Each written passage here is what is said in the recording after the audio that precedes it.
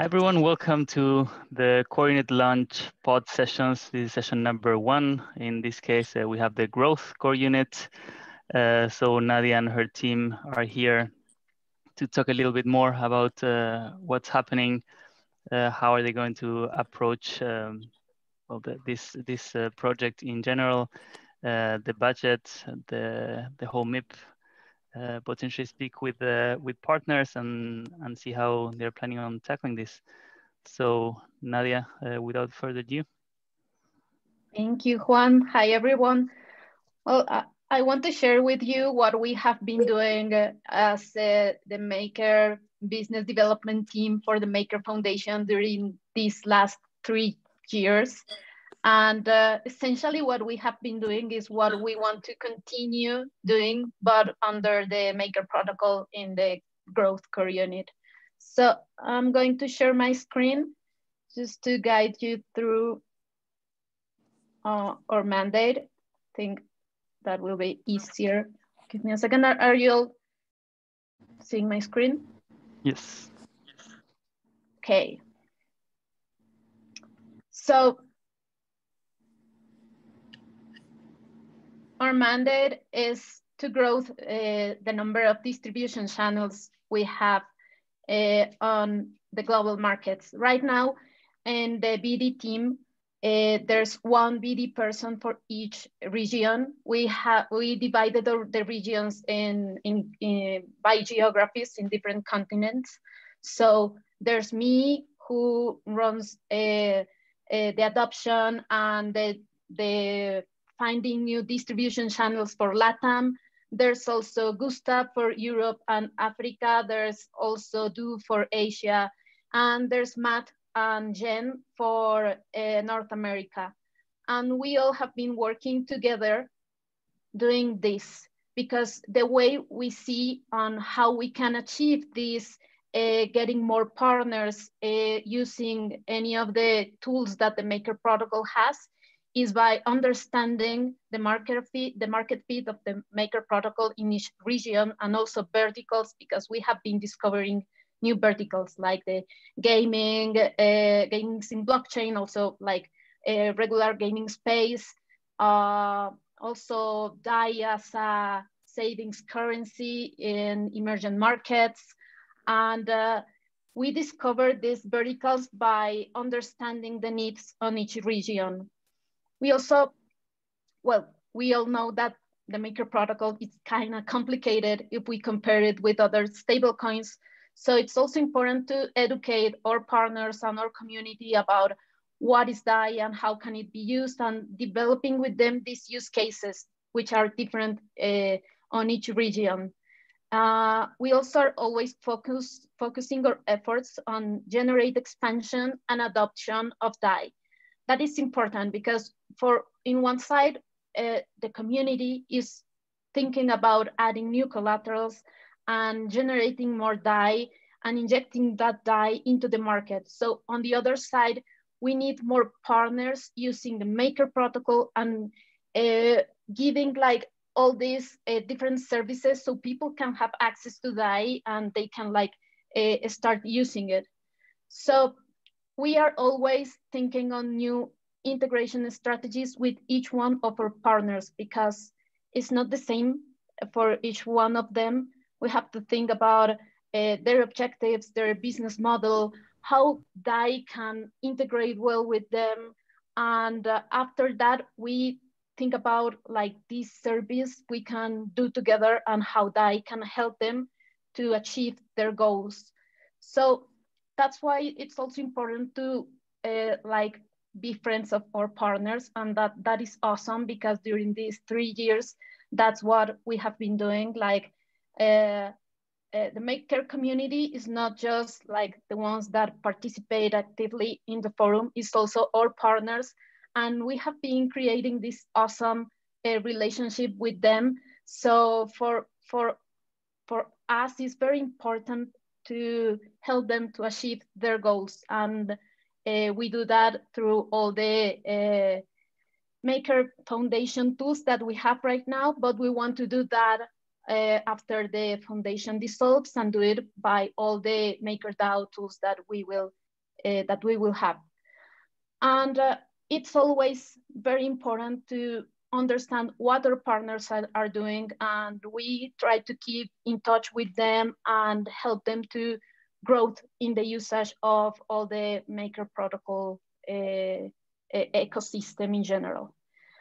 And well, what are we proposing now is the Grow Core Unit, and our objective and how we are going to bring more channels to the system is by first understanding which partners can help us in that objective of increasing the supply and demand of DAI in the global market. And because of that, we are looking for partners who can create new services for borrowers to generate DAI, or new services for users to buy and sell DAI, or services in general where people can use their DAI wherever they want. So that's the objective, like in general, of our core unit. And now I want to introduce you to the team.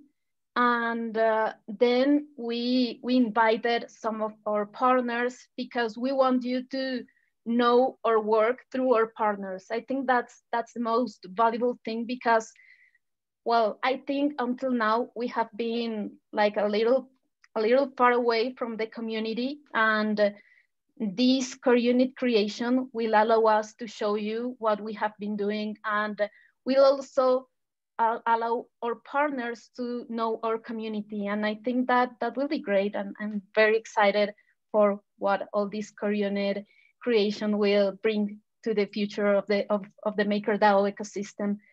So yeah, team, you want to introduce yourselves? Nadia, do you prefer to take questions now before we introduce the team, or do you prefer after? What do you think is best? I would like everyone to know the team, because I think the team will tell a little bit more about. Yes, let's go for the team, and then I will answer your questions. Okay, I can jump in here. My name is Gustav, and I've been covering Europe. And then just when I joined, I also covered Asia for a while, until he joined the team full time and took over most of that part. I still do a little bit of work there, and then I've also been doing Africa. I joined 2.5 years ago, and a lot of the things that we've been focusing on in Europe has really been in getting in touch with the emerging DeFi economy here. Like back when I joined the team, there was nothing called DeFi. So back then there was really just a bunch of like different financial service companies that tried to do stuff on Ethereum. So like I think that some of the things we've been focusing a lot on is kind of like establishing ourselves within the European DeFi market, and also trying to get into some of the primary verticals that we have been seeing coming out, where, for example, in Europe, we have seen the debit card space being very popular. Also brought Georgie.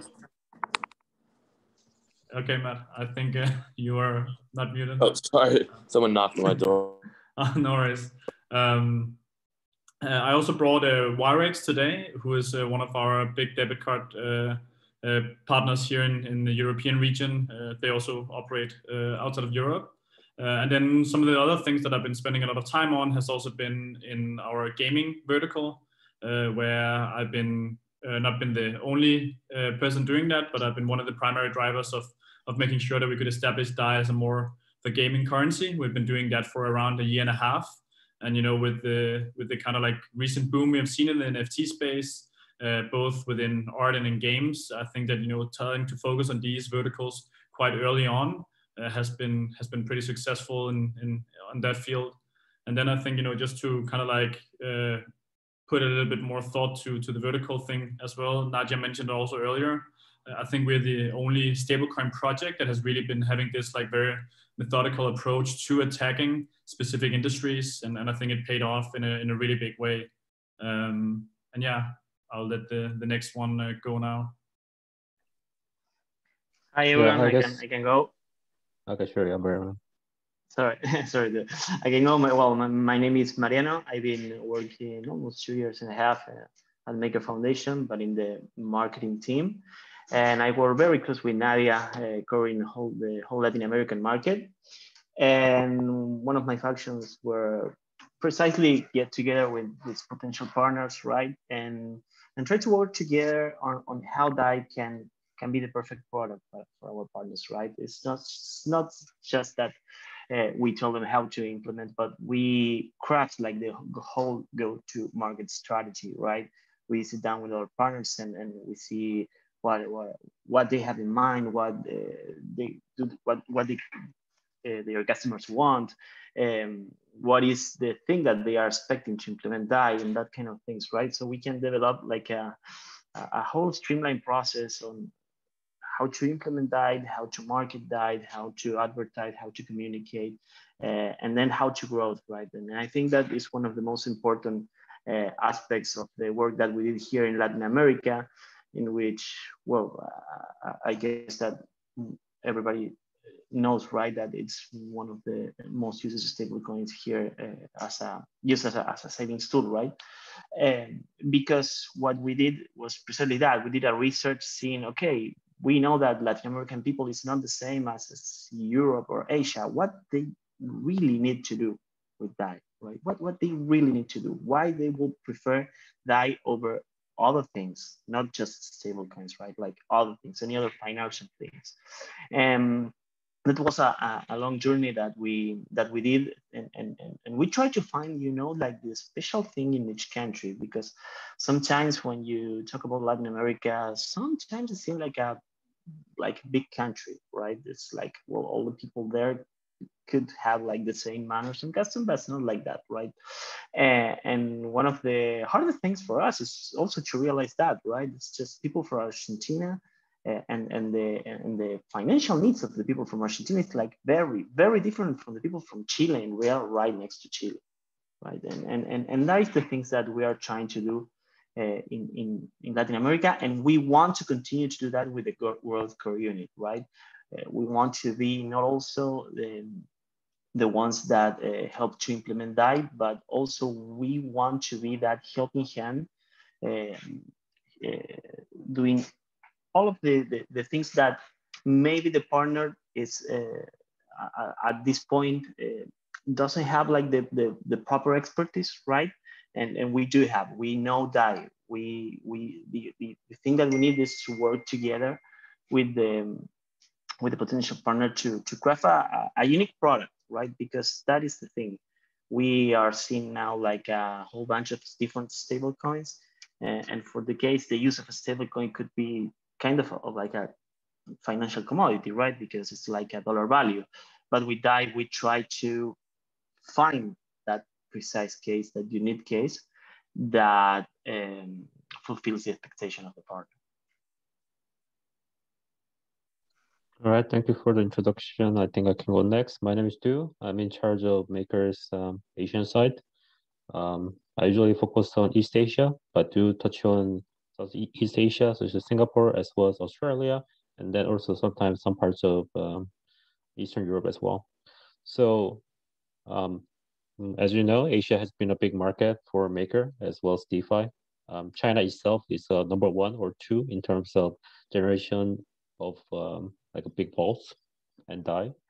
And then whether it's exchanges to OTCs to many different DFs, we have implemented DAI here, as well as I do also want to mention that it still has all the potential as people are still learning about how to use decentralized stablecoin.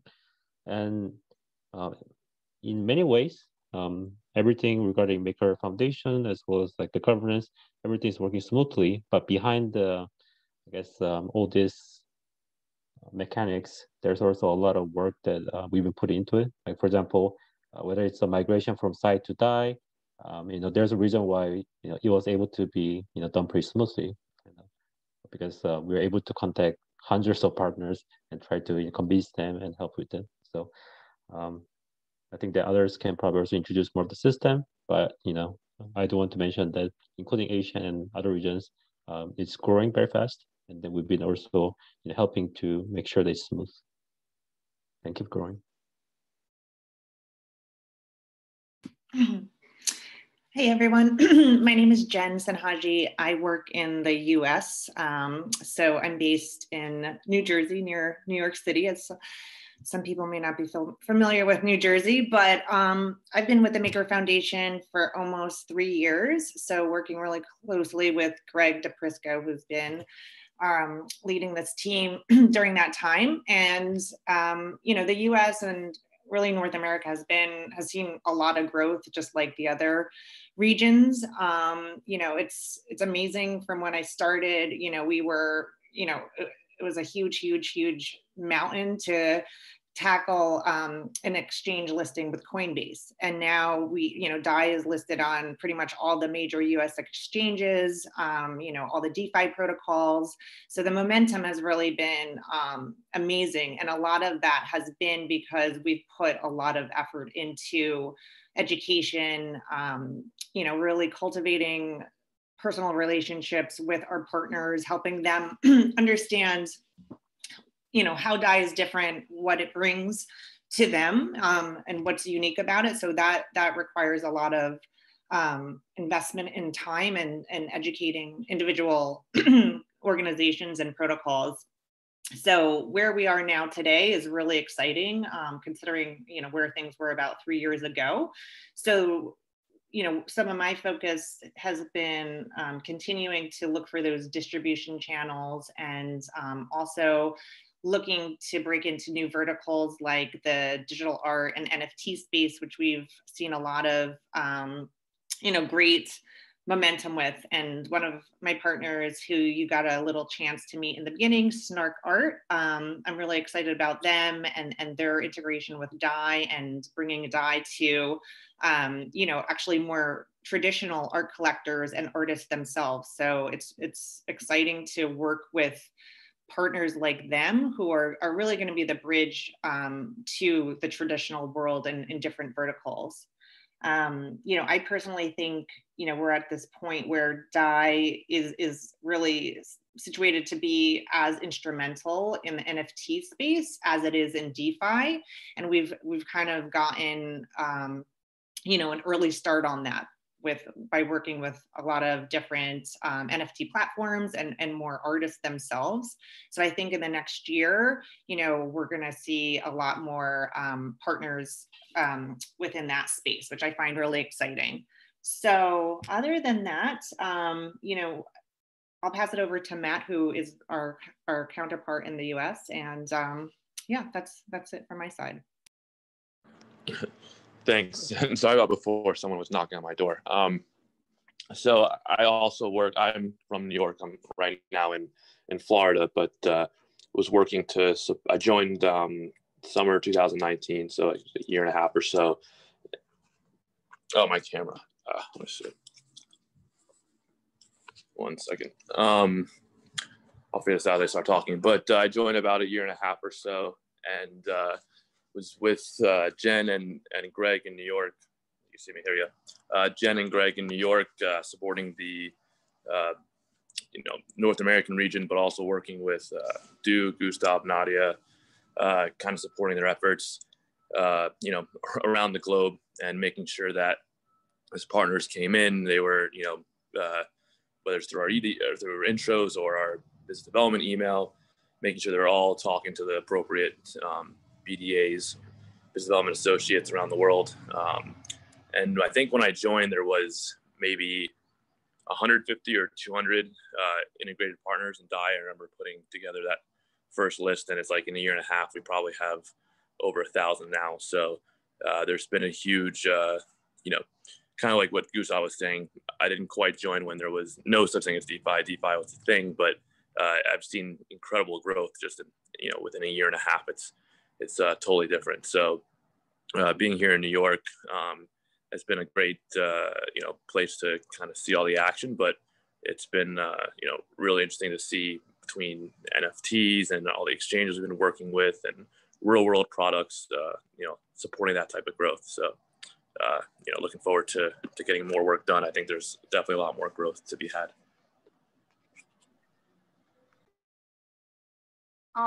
Luis? Oh, yeah. Hi, everyone. I'm Luis. I'm like the new we're here. So yeah, I've been like working for MakerDAO below the DAI action groups since I think it was August last year, but I have been a member of the community of MakerDAO since 2018, and I have been doing like a lot of work of translation and marketing and side to side with Mariano and Nadia these past years. We have created a lot of community and a lot of educations, even blogs and a lot of stuff about MakerDAO in Spanish. So like the partners and a lot of people have like the info in their native language. And yeah, and so these past years we have created a lot of good alliances here on, for example, my country is Venezuela, and a lot of information that we have produced to the partners, and yeah, we have achieved things. And yeah, as I said, I'm the new guy here, so I am pretty excited. I eager to do a pretty good work here with the guys. And yeah, that's it. Cool. So should we go with our partners, or do you want to ask us something before? Because we wanted to prepare this special guest part, and we brought some partners from different regions to the call, because for us it's very important that you can know them and they can tell you about the work they have been doing with our team in the past, and why DAI is an important part of their product or service, and how they are growing with the Maker protocol. So what do you want first, questions or partners? Maybe, Nadia, I don't know if you or anyone from the team can explain how, well, I think Gustav mentioned the methodical approach. So how do you guys work to onboard the partner, identify them, see how the process is? So what are these tools that you guys use both individually and as a team, right? So whenever you're either new in a region or trying to grow it, well, how do you identify who's going to, or who's a good partner? Then how do you choose them? How do you work with them? And what's the cycle like? Well, we right now we are in a different position than 3 years ago, where no one knew what MakerDAO was, or even no one knew what DAI was in the past. Right now it's completely different. So at the beginning, our process was more focused on understanding the region or the country or even the vertical, and trying to find the right partner, like a partner who could like be or like our partner from the heart. So a partner who could be possibly exclusively a DAI integration, like they were committed with us to develop the integration and develop the use case around that integration. And after doing that, we had material to show to that specific community what they could do with DAI, because I think that's important. Like for us, like we know what DAI is and we can use it in different DeFi platforms. But if we are looking for adoption, we need to do it using our partners in each country, because they know what people need in that specific geography. So instead of just talking about DAI, we are talking about a product or a service that is using DAI in the back. And for us, that's very, very important. Like, well, you will see when you hear the experience of our partners, like if you think about Wirex is a card where you can spend your crypto, but the important thing of that is not DAI, is that there is a product where you can use DAI. So what we are doing in our team is trying to find these use cases for DAI. It could be using a credit card. It could be using DAI as a savings currency, like in the case of Buenbit, an exchange in Argentina like the biggest one, who is exclusively showing Argentinian people how dye can save them from inflation. It could be the way as NGOs can receive money from abroad when they are in a country with political restrictions as Venezuela. So we are always creating those use cases with our partners to create products and service, but it's not dye, it's the product or the service, which is the important part of this. So after we find this partner who will help us to open that door in that country or in that vertical or in that geography, we start like communicating that use case, doing meetups, like explaining to the media what we are doing. Sometimes it's the crypto media, sometimes we talk to the mainstream media. And then we start like reaching more and more partners, and that's our secret sauce over there. Like every BD person is very proactive, reaching out people, reaching out companies, proposing them use cases. We are not just talking about DAI is the best decentralized stablecoin, which it is, but we are proposing them use cases and why DAI will be helpful for their business and how they can improve what they are doing if they integrate either bolts or DAI, or they can integrate the Maker protocol into their product. So after we do that, we start like reaching even more important partners in that specific region or geography or vertical. And that helps us to grow and to create a message, a particular message for that specific audience that we want to reach.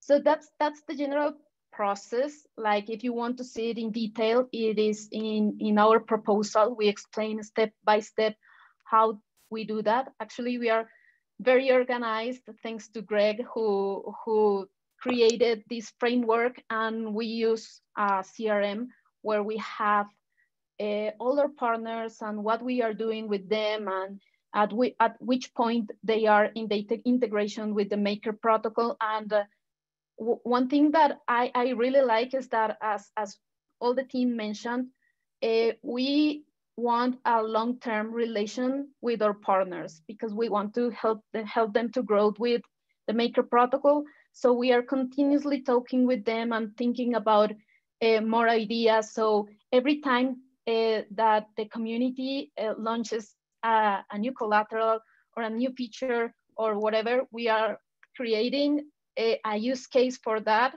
and talking with our partners so we can launch that to the world. So that's like the general process of what we do in our work. Yeah, I would also just add one thing here is that we also kind of like become these contact persons that, you know, all the partners that we've been in contact with, right? And you know, as Matt also mentioned, we have in the team managed over 1,000 integrations of DAI as a minimum, but in several cases also vaults or DSR when that was live. But you know, and we have been talking on top of that, we have more than 1,000 partners or projects, potential partners and projects that is still in the pipeline of going through this process, right? And every single time there's changes happening to the system, every single time there's you know, any upgrades, or for example, like when the PSM was implemented or any of these things, right? People, they come to us to get information, right? I mean, I think all of us, we know how difficult it is to follow governance, or not difficult, but time consuming. And for a lot of the partners, you know, DAI and the MakerDAO protocol can be a vital part of their business, but they don't have the time to stay up to date with everything themselves. So we also kind of act as these kind of like, you know, information you know, pillars or something that you know, the partners will, you know, reach out to. And another thing is also that one thing that we've also been doing a lot is helping, you know, people grow within our ecosystem. So for example, if we get a partner coming in and we see that they have synergies with other projects in our ecosystem, so we can, you know, grow not only them, but also the other partners with them and DAI at the same time. We also facilitate these introductions and kind of like help to then facilitate growth for the people using DAI. So it's kind of like, using DAI not only becomes a stable coin, it becomes, this strong use case, but it can also be that you unlock these new partnerships for the individual projects that we then help facilitate.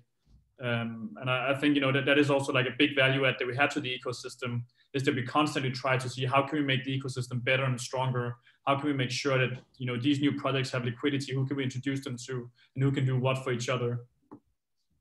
That's right, and I think one of the coolest things is that we are all in different geographies. So if I'm talking with a partner in Latin America and they want to go to Asia to do business, or they are looking for VCs or whatever, like there's Du who can help them, and he can always make intros and all of that. So I think we are not just a point of contact for our partners, but also for like other regions. Like if they want to grow into other regions, we can also help them to do that.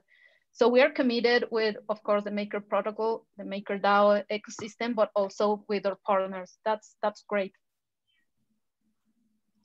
Does anyone have any? I think Greg wants to say something. Yes.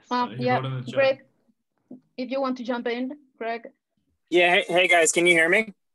Yeah. Yep. Sorry, yes, I'm literally driving to the hospital where my wife may be having a baby right now. So if I have to hang up quickly, that's why. But I'll try to be quick. I just wanted to say two things. One, I think a lot of the team mentioned that I've been leading the BD team for a while. You might notice that I'm not joining the core unit. That in no way due to a lack of confidence. It's because I've always dreamt of starting a commercial entity that builds in the Maker protocol. And after the foundation, I really want to pursue that. But I just wanted to come on and give my full vote of confidence to this team and say that you can't even imagine how talented these people are. I think as a leader, you've been successful when your entire team outperforms you almost immediately. And that's what happened here. So yeah, it's been a really, really great time with these guys, and I would love to see them get on board. They're excellent. Nice, thank you, Greg, and congratulations. Does anyone have any other questions, or sometimes I feel all alone monopolizing the microphone? No, it's cool. I'll be the bug in a rug this time. So I would echo Greg by saying, like, I know you guys are fantastic, but I'm mostly just kind of curious. There's quite an overlap with the integrations team, right? As part of the process. Is that correct? Am I understanding that? An overlap? Oh, well, the integrations team is the part of the team who helps us with our partners when they need technical help.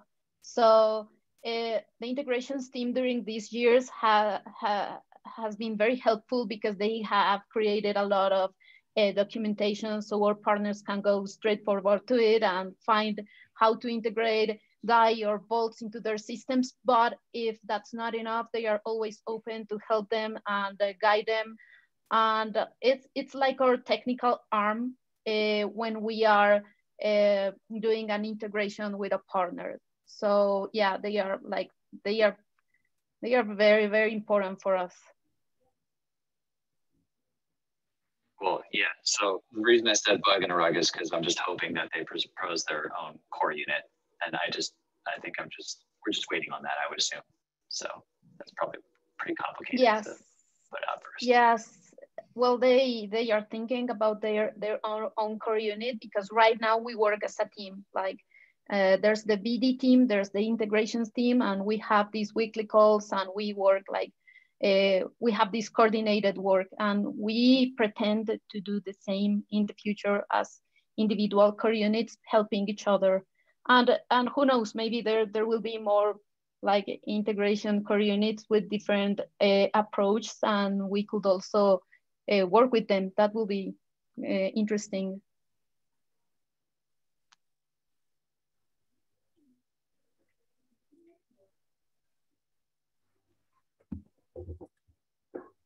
Great, thank you. Any other questions, or should we go to the partners?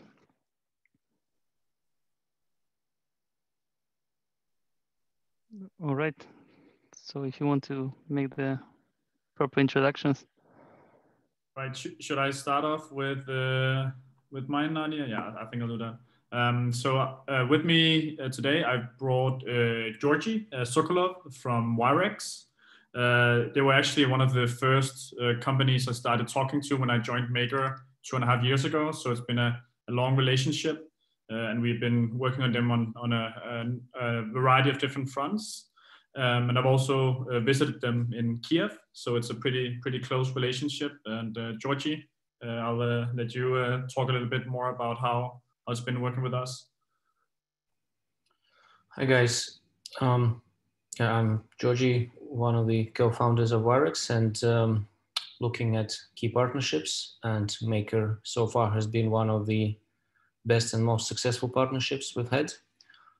In the crypto space, obviously, we're connected in both the traditional financial world and the crypto. For those who don't know much about Wirex, we've been around for quite a while for this industry. We launched our first product back in 2015, very early 2015. At the time, the idea was to give people, or crypto users, or effectively Bitcoin users at the time, an opportunity to spend their cryptocurrency, which was unheard of at the time. Even now, it's still not obvious how you can spend your Bitcoin or DAI to buy yourself a coffee. But back then it was completely impossible. So one way was to go around and try to convince every single merchant to start accepting cryptos, which some companies still see as a way forward, but well, good luck with that. We decided to rather go with the existing infrastructure already built by Visa and MasterCard and build the nascent crypto ecosystem into it. So in the beginning, it was just Bitcoin and just US dollars on the prepaid card, very basic website with 2 pages, which we completely bootstrapped, just literally 3 guys with a laptop, not a crazy ICO from 2017 with silly money and no product. And now we've evolved effectively into pretty much a neobank on new rails. So think of it as, I don't know, in Europe would be probably Revolut, in the States would be something like Chime, but apart from your traditional fiat accounts, your international bank account numbers, IBANs in either euros or GBP or other different regional currencies, you also get your debit card that allows you to spend any funds, either fiat or crypto, and you also get all your crypto wallets in it. And it's not just artificial exposure to crypto, as quite a number of applications have. You can actually deposit and withdraw your own crypto. We don't do private keys for users because it's more of a mass product and it's maybe too complex for an average Joe to handle their private keys. Maybe not for the typical person on this kind of call, but for the typical client, it is difficult. So, but people can control what they do, so they can send it to another wallet, deposit from their own wallet. And yeah, it was probably just about when Gustav joined that we started talking, and DAI was one of the first coins that we added, apart from the likes of Bitcoin or Ethereum or Litecoin. And that was just the first step, and then we moved on to develop this partnership. So firstly, DAI is so far the only stable coin on Wirex that's available there. Then it can obviously be spent with Wirex cards, and to the best of my knowledge, everyone, if not or almost everyone on the foundation team actually has a Wirex card, because people and partners get paid or funded in DAI, and then they can just go and spend it. So that's kind of the, otherwise you would be kind of shoeman with no shoes, right? So it's a living proof of the fact that it's, a working product, it's in demand. And there are many other ideas we have in the planning process. I don't know whether it's okay to mention all of them or not on this call, but hopefully, yeah, there will be not just DAI, there will be Maker in one form or another as well, and other things to come as well. So that's probably like a brief introduction, appreciating everyone's time. If you have any questions, happy to answer. Awesome. Thanks a lot, Georgie. And Gus mentioned he visits at our office in Kiev together with, I think, Tobin, it was the CFO, and Petro, a guy from the development team.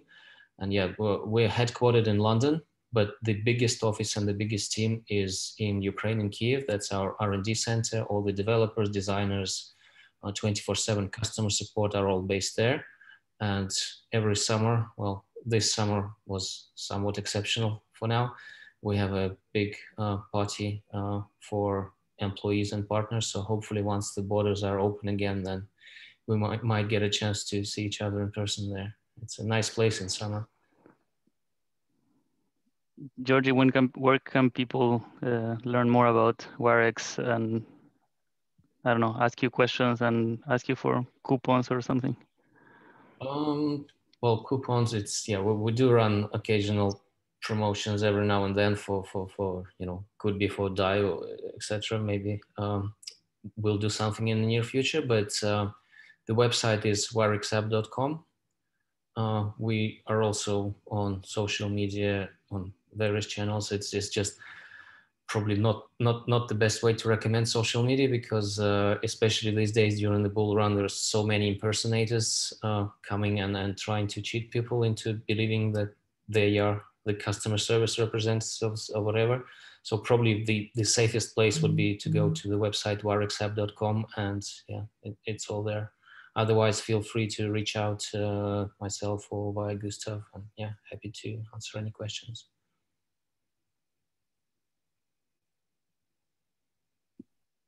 Great. I'd like to introduce my partners from Snark Art next, Nadia, another Nadia, and Andy. You know, they're one of our more recent partners who I discovered as I was kind of going down my own new rabbit hole of digital art and NFTs back in the fall. And I was just really excited when I discovered them because they are, you know, they have incredible experience in the traditional art world and a lot of great connections to prestigious art institutions and museums. And they really have a high level quality of curation with their platform. And they are also quite innovative in that they are, they introduced crypto as a way to purchase some of the works on their platform. So I'd like to introduce you to them, Nadia and Andy, if you want to say a quick few words about yourself. Yes, sure. Andy, maybe you start, right? Sure, yeah. Hello. My name is Andy Alekin. I was born and raised in Russia, and now I live in New York. By chance, right now I'm in Russia, back in Russia. My parents got sick with COVID, and I'm spending some time here. But yeah, we started Snark Art about 3 years ago. We were one of pioneers of NFTs. For a couple of years, we were focusing on custom projects. So we worked with established artists to develop very complicated projects. Like it took us maybe like 6 to 8 months to develop each project, and then we were selling them. Like our projects now in collection of major museums. For example, Whitney Museum owns a piece of our artworks, and we've been experimenting with NFTs from the day one. But like recently, when pandemic started and we saw that a lot of artists lost their income, traditional artists, we thought that it's the right timing, and we started a platform. So now we have a platform where artists can upload their artworks and can offer them to collectors. And we are doing pretty well. The market is booming, and recently, like just this week, we started, actually it was yesterday, we started doing drops. And we did first drop with Norwegian artist, and it was a huge success. So yeah, that's who we are. And yeah, like curation is like what differs us from everybody else. We are more like on the traditional art market side in terms of curation. And in terms of using DAI, like we are quite like for the traditional artists, the whole idea that artworks should raise in a price just because the currency goes up. It's something weird, you know. So we were super happy to introduce DAI, and we're enjoying like more sales in this bull run, just because like we use stable coin, and like our artworks become like slightly less expensive in the eyes of crypto community.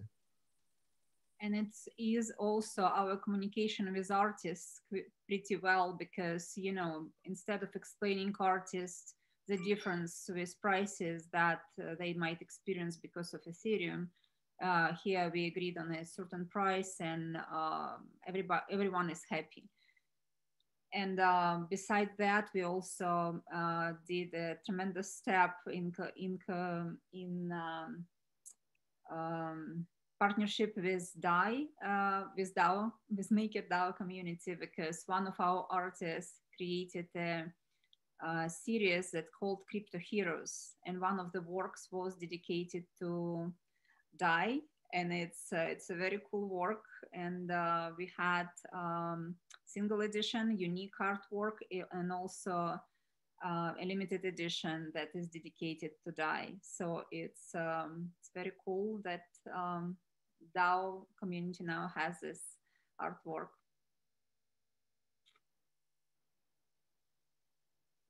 So please ask us any questions if you have. So I think in just for the time's sake, it's better if you tell us where to find more information about this project, and maybe the social channel, so people can reach out if they have any questions now or later. Yeah, sure. We just write. Yeah, Andy.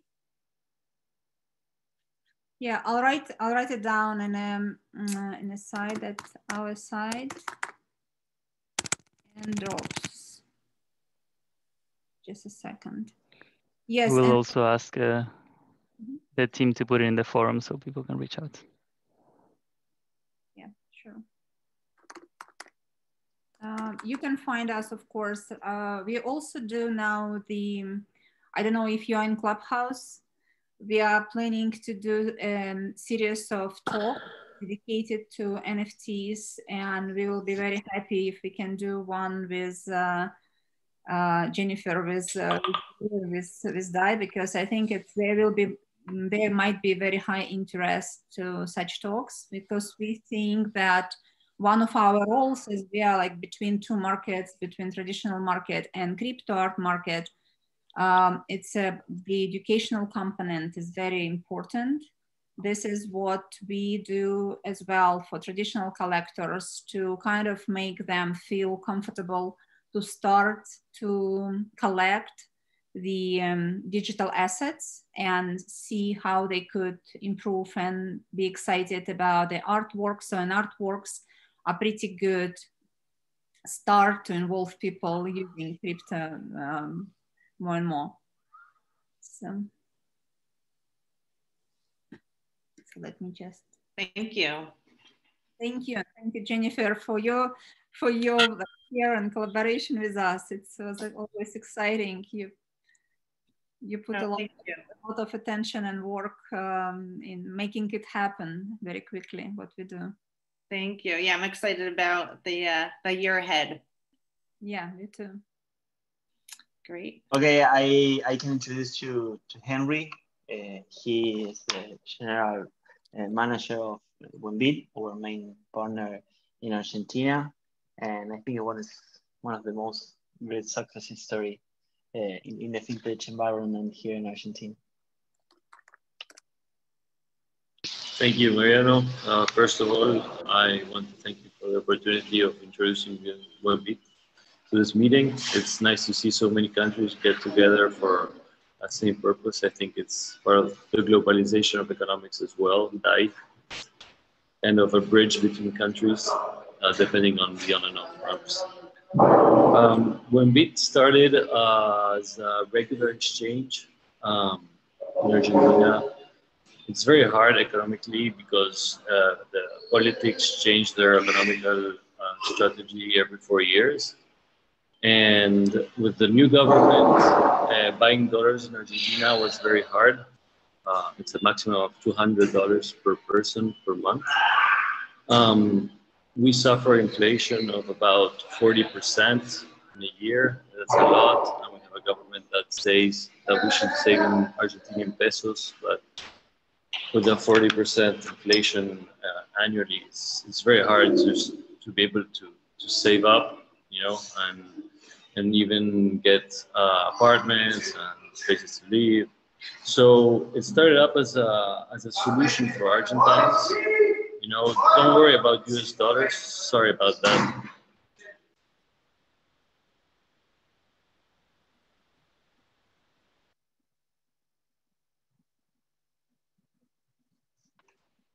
Sorry, we're building up a new office.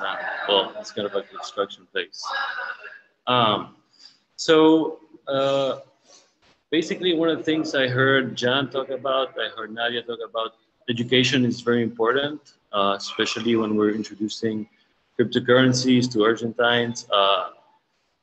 It was a kind of a challenge at the beginning because the Argentinian is used to the U.S. cash, U.S. dollars in the cash form. So one of the things we made a lot of effort is with blogs and podcasts and a lot of marketing there. Mariana really helped us focus on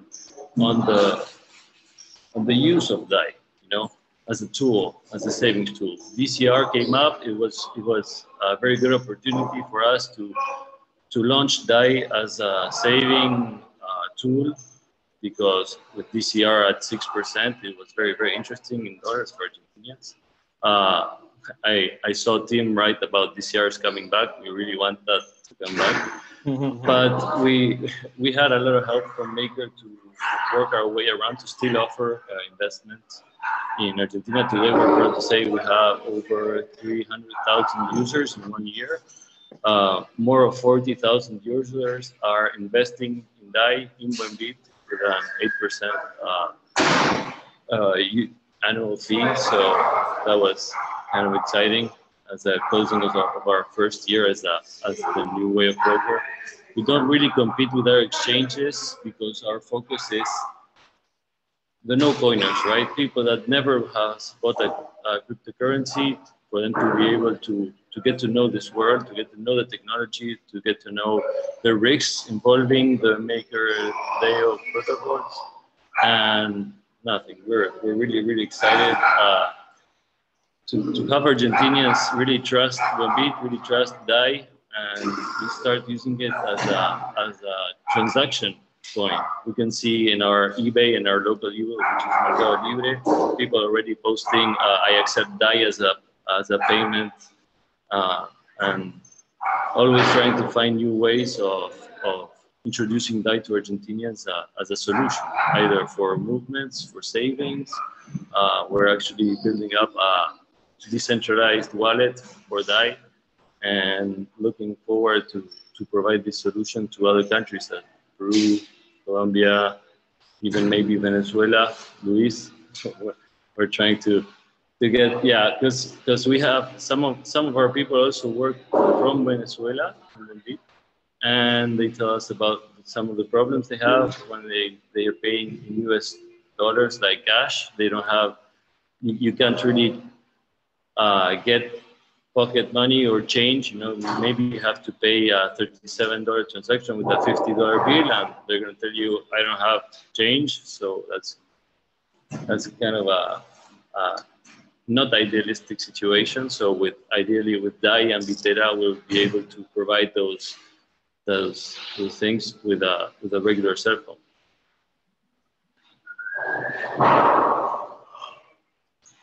Thank you, Henry.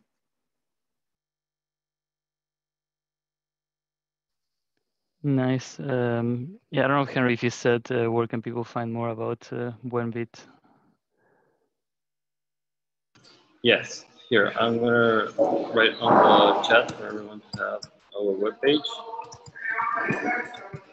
And if you guys have any questions about Argentina, Buenbit, and our expansion in Latin America, I'm gonna give you my email so you can contact me. We don't really do support in English, so if you guys want to ask something to our team in the webpage, they might not answer you in English. So, Right. But yeah, it's always dye is a tool, dye is a product, dye is a solution, and that's what Maker really showed us how to use it and how to offer it to Argentinians. Are there any questions from anyone? Yeah, I got a question. This is more for the BD teams, right?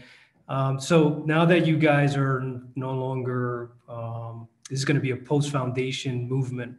How do you think you're going to scale dye compared to the previous 12 months? I mean, you know, this is post-foundation, right? So I would imagine you're going to have more freedom. You're going to have the ability to get dye out to the masses. Like, how can we get the maker community to scale dye to maybe not as high as USDC, but to give them a fair shake for their money, so to speak? Yes, well, we are very excited about all these new possibilities that of the core unit will bring us, because right now, working for the foundation, like we depend a lot on what legal recommend us. So being a independent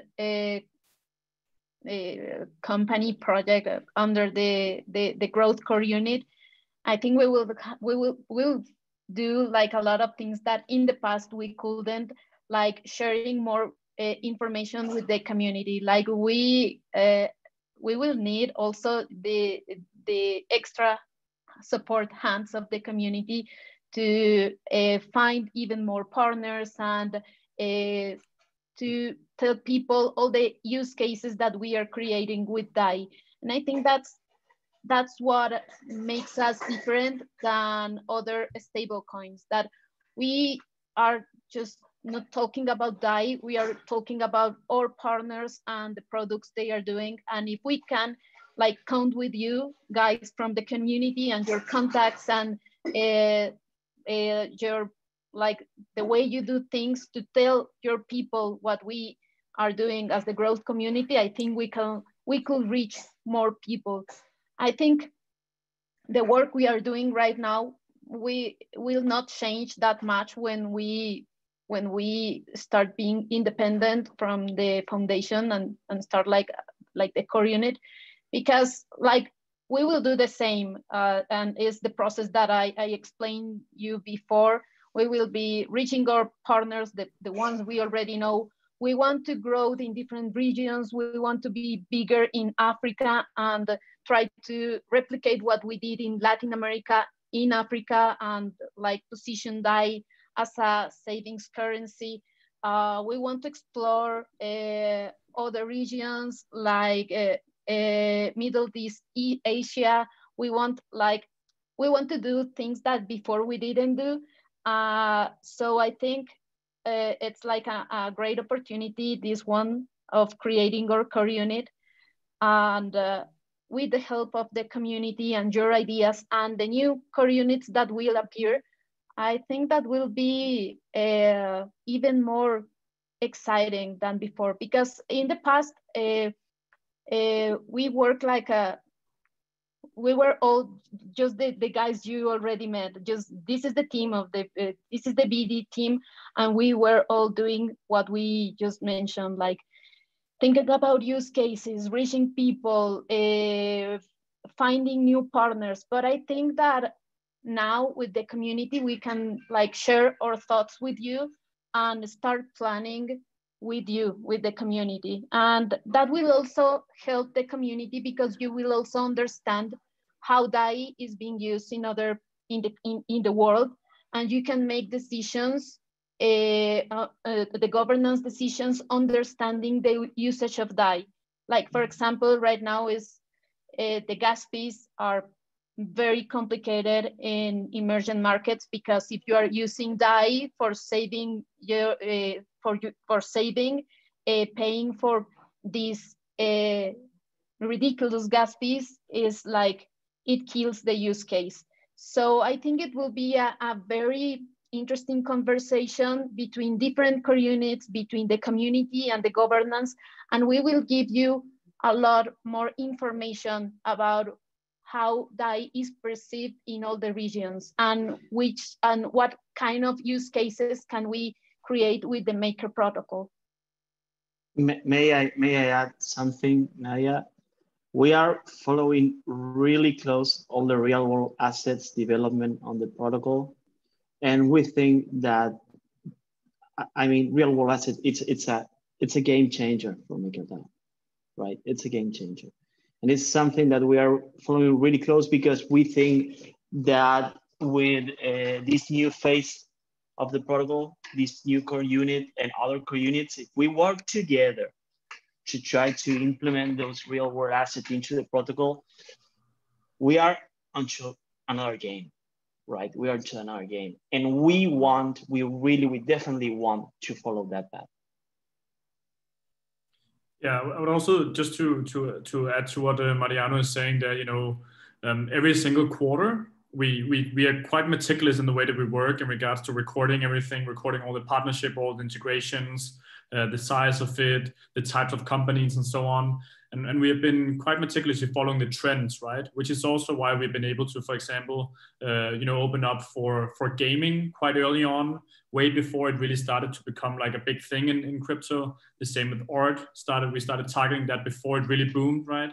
And the same way we're applying this logic all the time to keep ourselves and our strategies up to date with how we see the market is moving.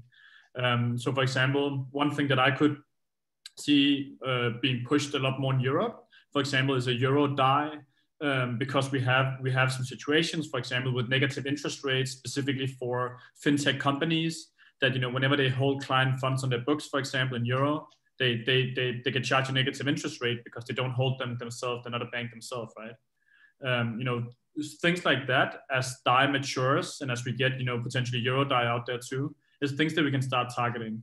So we're always trying to look for these market opportunities, for example, like that might be possible a little bit down the road, and kind of like all the ways stay up to date with the trends and the way that we see the market is going, and making sure that we always position DAI so it will be able to benefit from the growth of you know, individual sectors within the crypto market and fintech market in the future, hopefully as well. Do you guys have any measures, or better yet, how would you recommend Maker token holders to judge your performance moving forward? Like, what are some targets that you would like to? Yes, we do. Is everything is in the proposal. Actually, we are going to use the same metrics we have right now as the BD team, and is putting a weight on each partner depending on how big this partner is and how relevant it could be for the Maker protocol. So for example, Wirex and Buenbit are a very good example of a tier 1 partner, tier 1 being the most important partner for us, because they have like this enormous reach of people.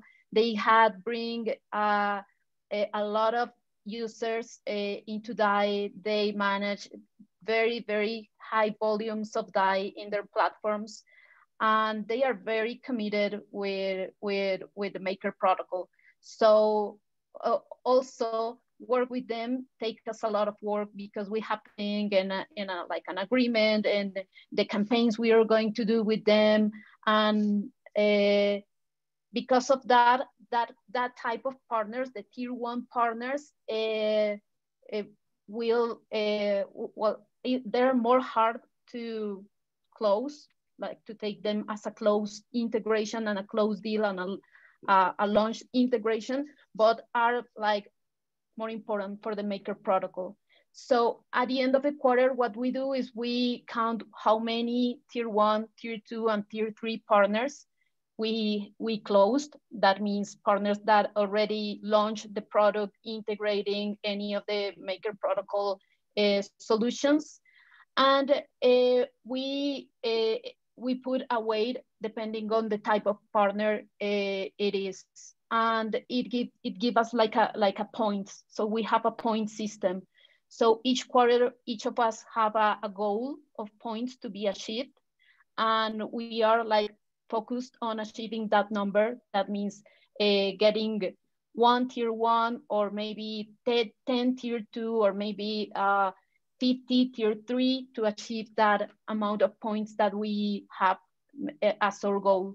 So that's what we are going to show to the maker community and the maker governance so you can see our performance and you can like also understand what we are doing besides all these information we want to tell you about the regions, the verticals, the trends, the needs of the maker protocol from our partners, what our partners need from the maker protocol, and yes, a report about how we are doing in each region, where do we see like more partners or interest in the maker protocol, in which way, and how our partners are growing. I think that's also important because we can like have 1,000 partners but doing nothing with DAI, but no, we really want to develop a product or a service with them.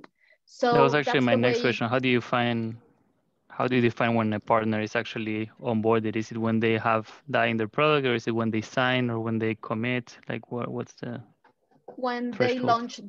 when they launch the product or the service? Like for example, if you are an exchange and you list the DAI, we have to see in your book that you have DAI / whatever, and that counts as a closed integration, a closed partner. Nadia, do you have an overview of all the partnerships of Maker worldwide that you could share? Yes, of course. That will be very interesting. Yes, of course. We have that. It's like internal information right now. We should like talk internally if we can share that information with the community. But yes, that's something that we have, because as we mentioned, with CRM, where we have all like the database of all our partners, the contacts, the product or service we created with them, and how and what do we did with them in the past to achieve that integration. Okay, super interesting. Any other questions? I mean, I could get into go, Frank. The scaling portion of developing the acceptance of DAI, right? I mean, I'm pretty sure Luis, you're into XDAI out in Venezuela, and I was just wondering how others are handling the the issue with the gas prices. Like, how's Buenbit dealing with this, and how important is it for the maker community to move to a layer 2, or should we just stay on a layer 1 and let DAI make its way to layer 2s on its own? Hopefully that makes sense. Frank, maybe I can just jump in here. I mean, as part of the BD efforts, we recognized this problem like way before it happened just now. So like right now, DAI is already available on all the major layer 2s. We are in contact with, I believe, most of the layer 2 teams, and have been, for quite a while.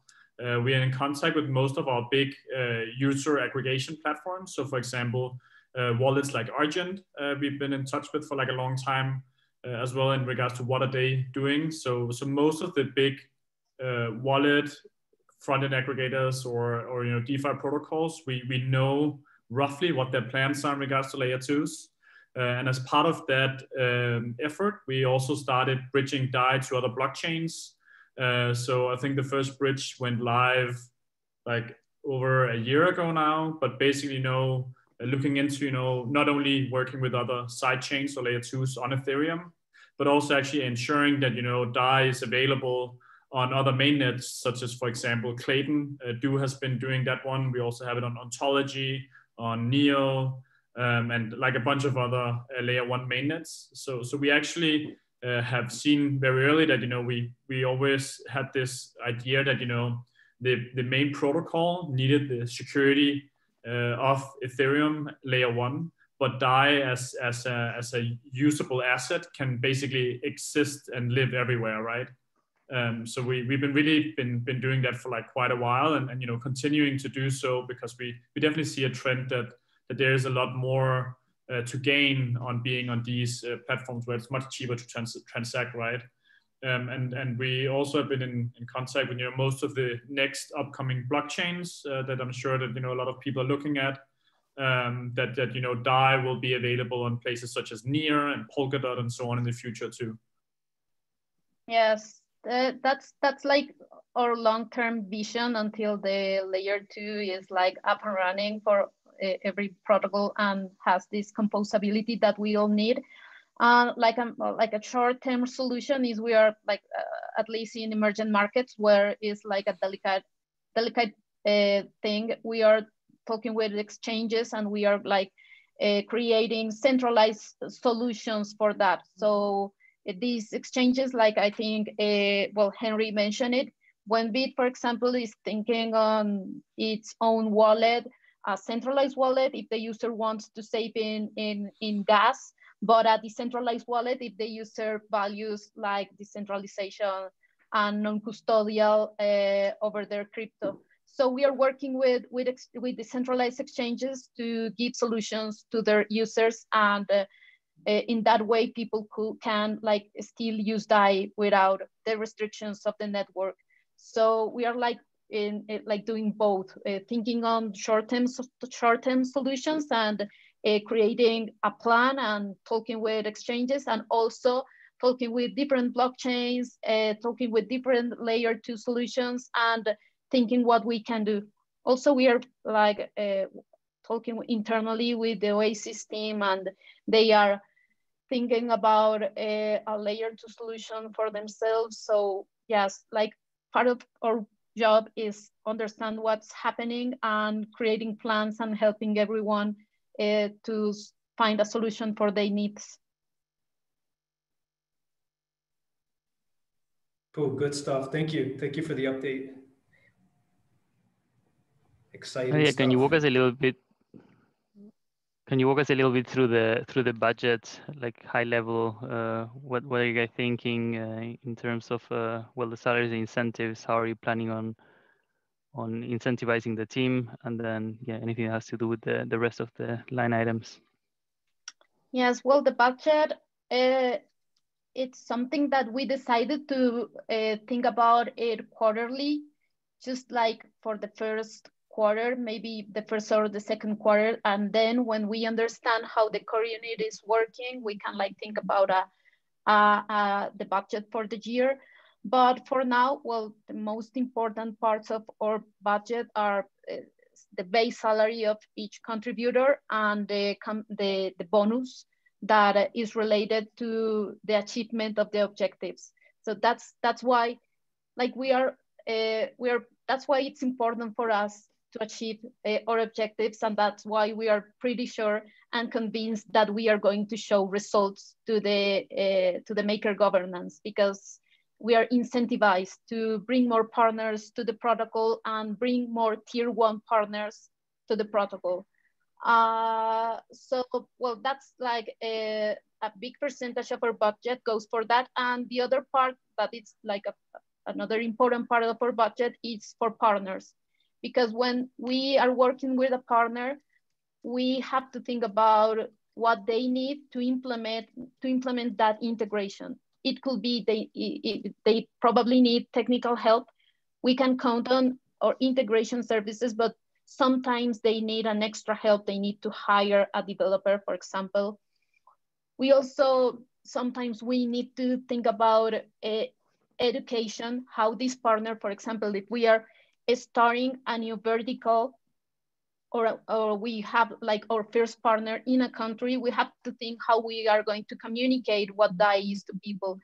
It's completely different if you talk about USDC or USDT or any token with the USD in the name, that if you talk about DAI, you have to explain them what DAI is and explain them the differences between DAI and the other stablecoins in the space.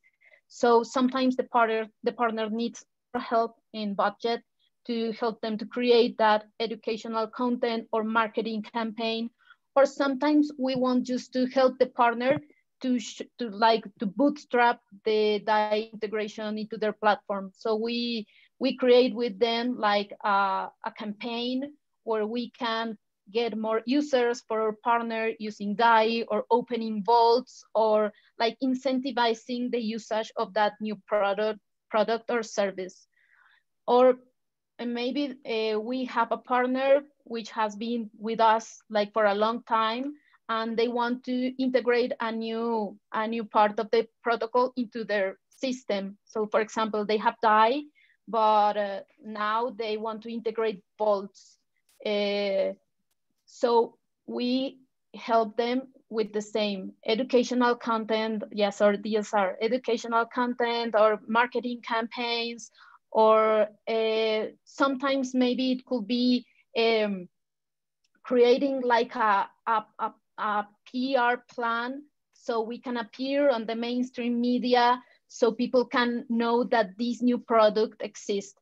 That's mostly common in Latin America, where DAI is something that we are showing not just to crypto audiences, but for like everyone who wants to save the value of their money.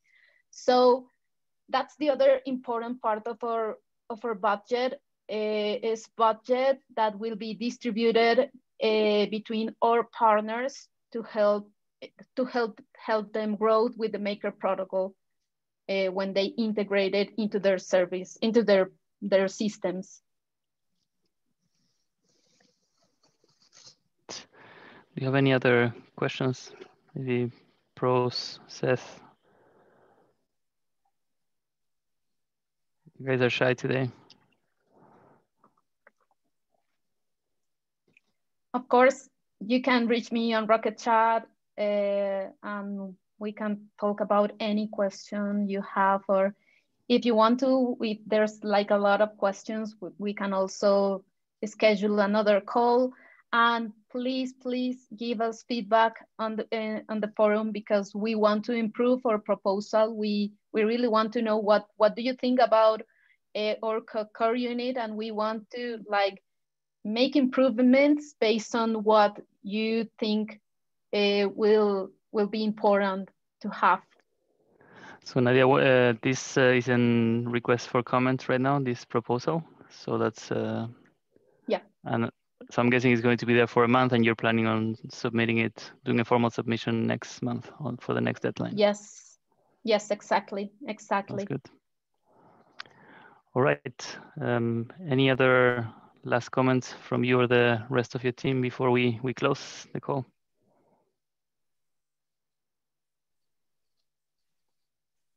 Okay.